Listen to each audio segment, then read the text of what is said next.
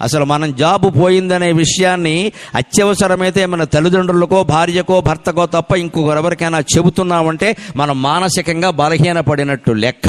నువ్వు చెప్పాల్సిన అవసరం లేదు. అది అవసరమైతే ఓ చిన్న మాట, పెద్ద ప్రమాదం ఏం కాదు. ఎవరన్నా అప్పుడు కూడా ఏం చేస్తున్నావు అంటే చేస్తున్నాను కదా అను. వాడేం వచ్చి ఎంక్వైరీ చేశాడా? ఎందుకు వచ్చిన గొడవ? చెయ్యట్లేదంటే 100 సలహాలు ఇస్తాడు. పోయిందా? ఎందుకు పోయిందిరా?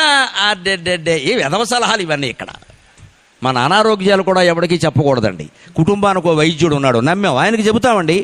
బంధువు ఎవడో ఫోన్ చేయగానే ఈ మధ్య కొంచెం అదోలా అనగానే వాడు ఏం చేస్తాడు? మా దగ్గర కేరళ ఆయుర్వేదం ఉంది రమ్మంటాడు. ఇక విజయవాడ పనికిరాదు, హైదరాబాద్ పనికిరాదు, కేరళ పోవాలి. ఇప్పుడు ఏంటిది? ప్రతివాడు ఒక సలహా. అసలు మన అనారోగ్యాలు వాడికి ఎందుకు చెప్పాలంటే మన డాక్టర్ లేడా?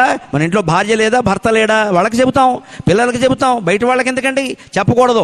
ఎలా ఉన్నామంటే బ్రహ్మాండంగా ఉన్నాం, నీకేమైనా కావాలంటే చెప్పు, అంతే. మన బలహీనత ఏమాత్రం మనం బయట పెట్టుకున్నా వాళ్ళందరూ మన నెత్తి మీద ఎక్కుతారు.